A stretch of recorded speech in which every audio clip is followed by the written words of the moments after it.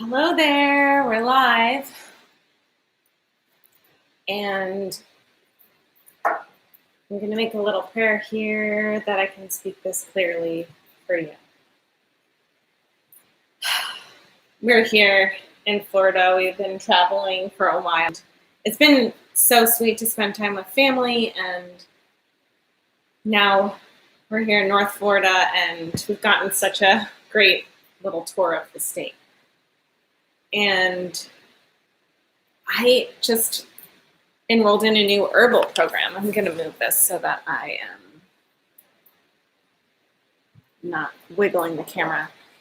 And that I'm taking is so epic. I've been wanting to take it for a long time, for a few years now.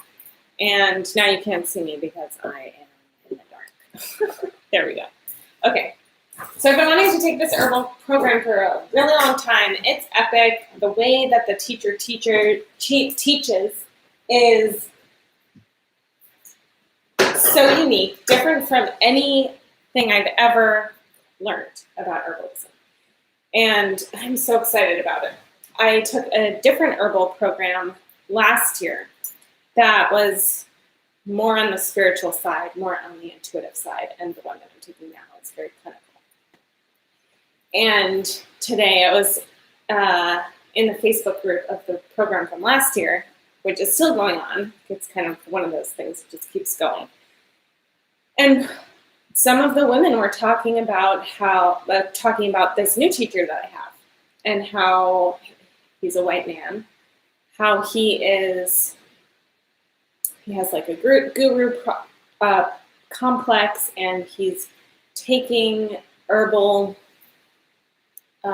wisdom and knowledge and branding it in a way that doesn't sit well with that.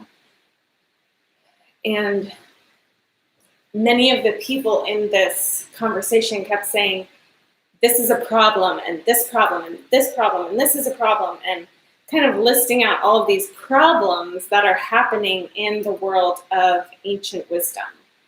That it's hierarchical, that some indigenous wisdom keepers are not given the attention that they deserve.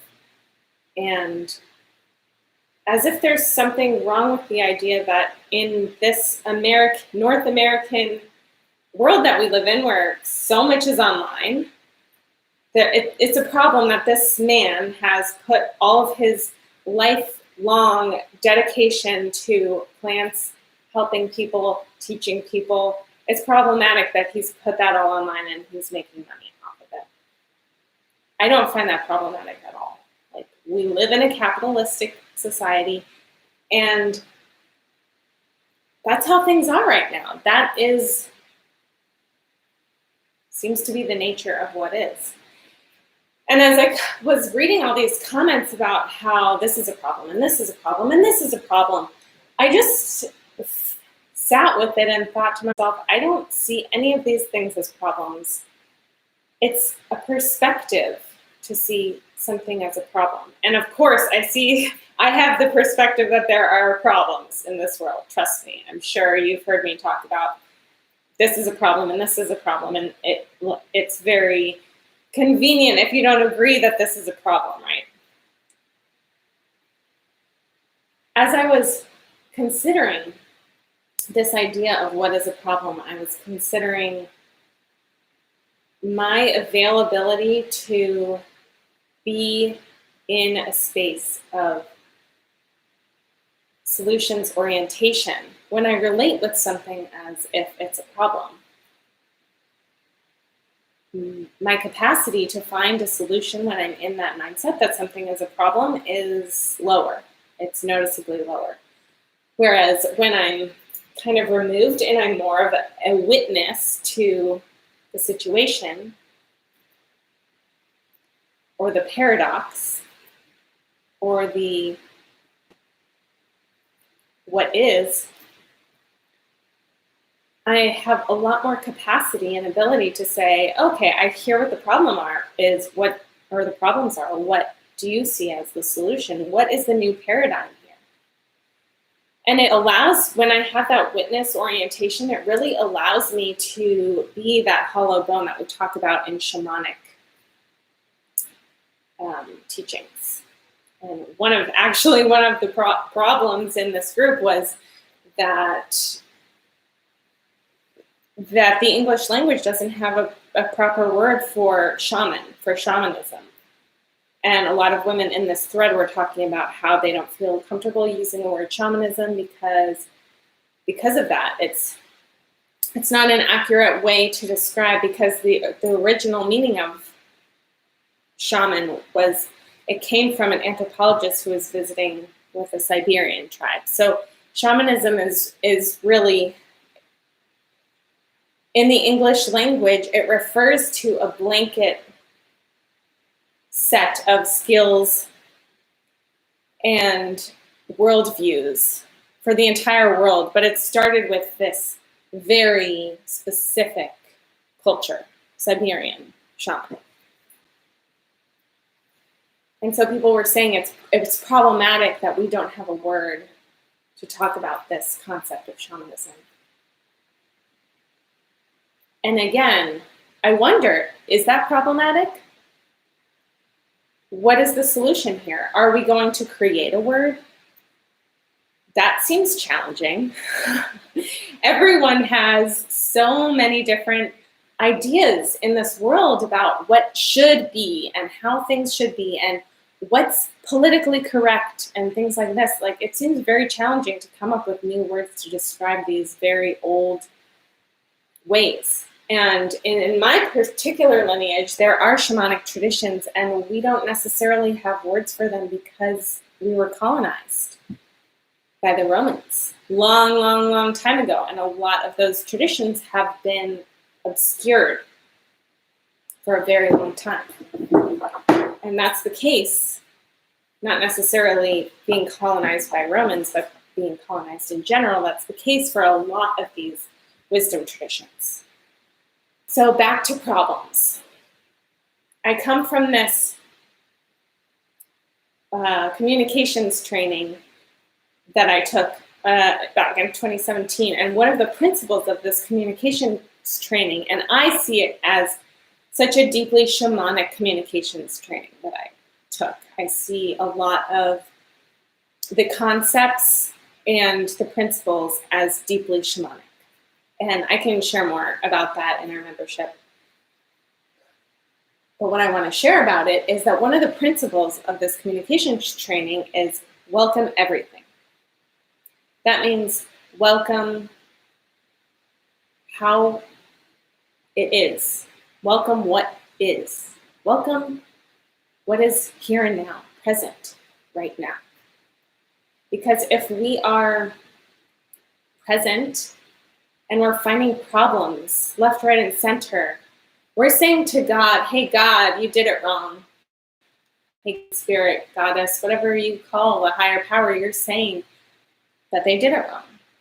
And yes, we all have free will, and yes, we can make shifts and changes if we feel the pull, if we feel guided to do so, guided by Spirit, because that's why we got to this planet, why we came to this planet. If that is in your makeup of why you came here, that you feel pulled to make those changes and solve those problems, and that's wonderful. If I'm just going to sit here on the sidelines and say that's a problem, that's a problem, that's a problem, that's a problem, and not commit my life to creating new alternatives, then maybe I'm part of the problem. This is a perspective that I'm trying on. I wanted to share it today because for a few reasons. One is I'm trying to really be trusting of the unfolding of what's happening here. I'll say that again because I think it froze. I'm trying to be trusting of the unfolding of what's happening here. Keeps getting darker and darker. So,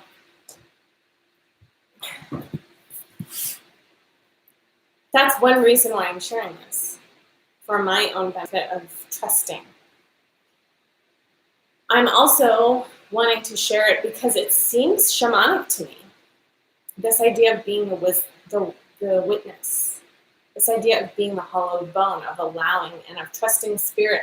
Spirit's got it. Spirit already assigned that person, that person, that person to solve this problem, to make whatever changes are necessary, and trusting that. I'm not committed to this being right or wrong. I'm not. I'm saying that right now. I'm committed to this video not being right or wrong. It's just an idea. It's just something that I'm trying on. What if there are no problems? What if everything's being taken care of and what needs to happen is happening in service of the highest good of all beings? And we don't know what the highest good of all beings is. That is the mystery of life. We don't know. What is in my highest good? I don't know. I certainly didn't think it was in my highest good when I was sexually assaulted. I certainly didn't think it was in my highest good when I had to cancel my wedding and break up with my fiance. But it was. It was in my highest good for sure. Sometimes what's in the highest good of all beings is deeply, deeply painful, deeply, deeply heartbreaking. And there's medicine in that. This feels like a good place to end. So I'm going to wrap up here. Let me know what you think in the comments. And get on the wait list for the Rise Collective Mystery School. The link is going to be in the comments. And if you like this video, like it, share it with your friends, and subscribe to my channel so you can get notified every time that I go live, which is at random times, and that's why you need to hit the little bell. So I'll talk to you next time. Bye-bye.